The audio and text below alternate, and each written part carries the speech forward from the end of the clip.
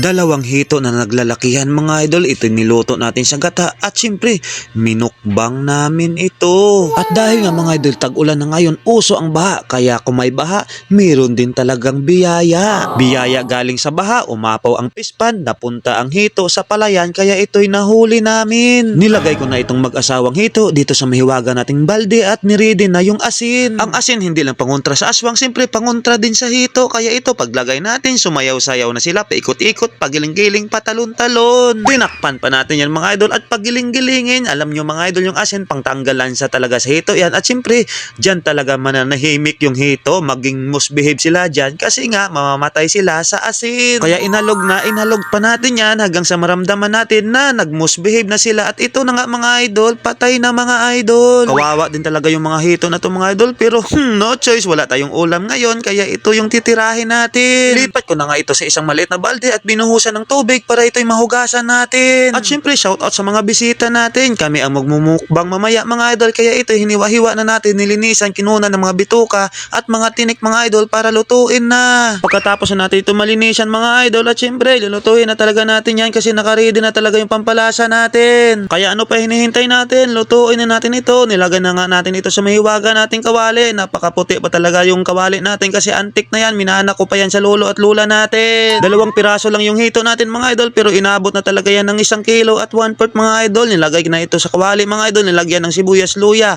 at syempre ito pampalasa natin ng mga paminta, bawang, asin at magic sarap mga idol. Sabay-sabayin lang natin yan, pareho lang naman yan pag maluto. Binuhusan na natin ito ng suka mga idol. Syempre paksiwin muna natin yan hanggang sa matuyo. At nang matuyo na mga idol, syempre ito na nga yung itsura mga idol, lutong-luto na talaga, kaya binuhusan ko na itong na puro-purong gata galing nyo. Dagdagan pa natin yan ng pamintang durog para bumango talaga, at another magic sarap mga idol para lalong sumarap. Halu-haluin lang natin yung mga idol at pakuluan at takpan muna. Dinagdagan ko pa yan mga idol ng kamatis at napakaraming sili, pampaanghang yung mga idol. Siyempre lagyan pa natin ng asukal yan para maghalo yung alat, anghang at yung tamis. Nako, ubos talaga yung bahaw mamaya niyan. At siyempre mga idol, nang maluto na mga idol, niready ko na yan mga idol, nilagay ko na dito sa dahon ng saging at siyempre pinaikutan na ng napakaraming kanin kasi mga idol, mga lalaki yung kakain nito, kaya ubos talaga to, baka mabitin pa nga.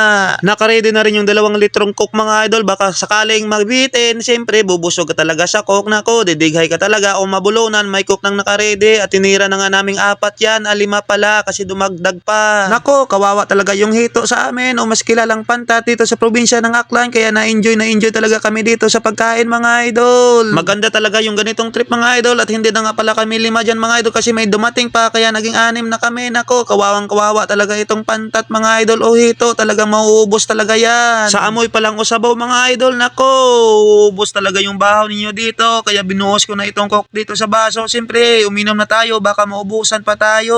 At hindi talaga tinigilan mga idol, hanggang sa buto na lang natira. Ano ba yan? Bakog pala. Ano ba yan? Ano ba yung tawag dyan? Basta ito mga idol, skeleton na talaga yung tira dito, pati yung kanin. Ubos talaga, kahit kamatis, ubos na ubos talaga. Kaya yung mga lady dyan na huling dumating, coke na lang sa kanila.